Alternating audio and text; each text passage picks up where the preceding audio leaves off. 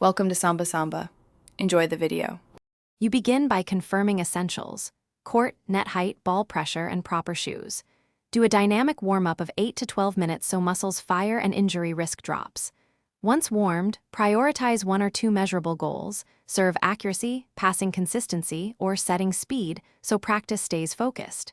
Use short drills first to embed technique, then increase intensity. Make sure to monitor fatigue and water intake. That keeps quality high throughout the session and sets you up for the next phase. You now shift into structured skill work. Start isolated repetitions, then add a partner, and finally full-speed game-like reps to transfer learning. Use 3-point feedback, coach cues, self-video, and partner corrections to understand small technical errors and why they happen.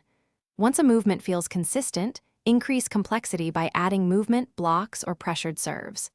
Keep volume sensible, 10 to 20 reps per set, 3 to 5 sets, and rest periods of 60 to 120 seconds to maintain. You finish with a cool down of 6 to 10 minutes.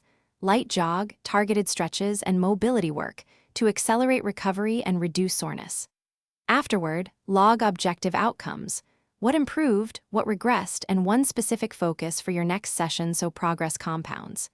If things go wrong, technique breaks under pressure, reduce load, isolate the error in slow motion, and rebuild the pattern incrementally. That way, you correct root causes instead of masking them and prevent repeating the same mistakes. Thanks for watching. Consider subscribing if we helped you.